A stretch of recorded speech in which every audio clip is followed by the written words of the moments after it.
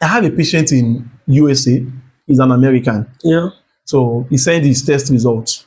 The semen analysis shows that there's no sperm cell. The hormone assay test, everything is normal. FSH, LH, prolactin, testosterone, they're all within the range. So that is indicating that there is sperm production taking place. Exactly. Right? Yes. Because for FSH to be normal, it means that the testis is responding to the brain stimulation. So why is he having azoospermia? It means there's likely to be an obstruction preventing the sperm cell from being able to come out, or there is maturation issue. So I told him that he needs to do testicular biopsy. So we know, which of the problem is really having. Is it that there's an obstruction preventing the mature sperm cells from coming out, or maybe the sperm cell did not properly develop? So he said he has done biopsy. I said, fantastic. Send the biopsy results. By the time he sent the biopsy results, it shows that he has sperm cells, but they did not mature. So that means there is maturation arrest. Maturation arrest. Aha, whereby the sperm cell did not complete the spermatogenesis cycle. Exactly. Did not complete, the developmental phase. Yes. So I said, this is the main issue. The main issue here is that the sperm cell is not growing properly. And if it did not develop properly, it won't, be able to come out. Exactly. So, mature. And one of the key things we want to achieve here is that if it happened that the sperm cell developed properly, but there's an obstruction, in most cases, what needs to be done in that situation is microtesty. That's testicular sperm extraction. Yes. Whereby they will retrieve the sperm cells for assisted reproductive technique. You get like IVF and other, methods. So, but for him, in his own situation, they can't even do IVF. They can't do IVF because the sperm cells available are not matured. So I told him that with what you have here now, we can address this. And the way we can address this is that since we've seen that there's no obstruction, because if there's obstruction, I will tell the patient that I don't address, obstructive azoospermia. If there's obstructive azoospermia, if your biopsy or transrectal ultrasound scan show that there's an obstruction in the pathway of the sperm cells, then that is particularly depending on the severity of the obstruction. Let me include that. Depending on the severity, on the factor behind the obstruction. So I told you that since the issue is with maturation, we can work on improving the spermatogenesis process, ensuring that the testicular function is rejuvenated and well optimized to support proper sperm growth.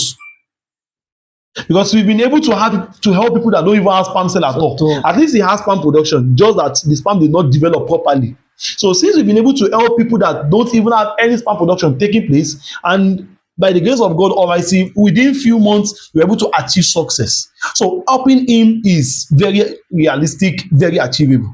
So the one was like, I've been on this for like 13 years. I've been treating this for very long, for so long, and I've lost all hope.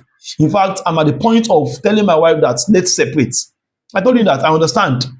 I really understand your condition. And I'm not, candidly, no matter how good I think I am, I'm not praising myself, but the result is out there.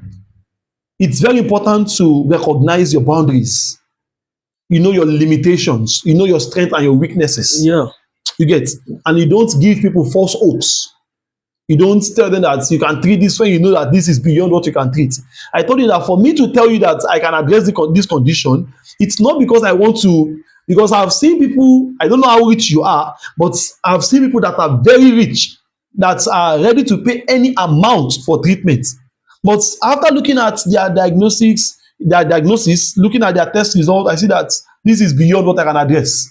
They'll be like, any amount I will pay. I'm like, it's not about the money you want to pay. Yeah. I know you are ready to pay. But deep within myself, if I should collect money from you, looking at this result, I know I'm just cheating you. Because I know this is beyond what I can address. So for me to tell you that let's go ahead with treatment, let me address the condition, it's because I've seen the potential, the possibility of there being a success. Because I've understand where the issue is coming from, and it's something we can work on because we've worked on similar cases and far more worse cases. So if you're having similar situation, that's one of the reasons why it's very important to see, a trustworthy healthcare provider who will take you through your diagnosis very well and guide you on what to do. Guide you on. In fact, I told the man that the goal of this treatment is two. The goal of this treatment is two. The first goal is that we want to work on ensuring that there is proper sperm production and the quality and the quantity of the sperm cell is sufficient enough to stimulate normal fertility process, whereby he can get his wife impregnated naturally, normally, without any assisted reproductive techniques. That is ensuring that the sperm count is over 39 million, the motility is over 40%, the morphology is over 4 to 15%, and everything is within the range. I said this is the first goal.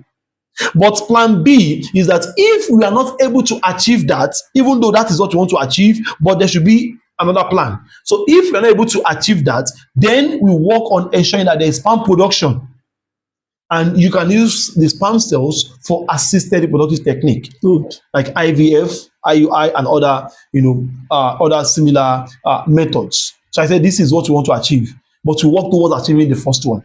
So I try to be as plain as possible, so you know what you want to go into, and we address it with clarity, with sincerity, and with integrity. Thanks so much, the Criterion Cares.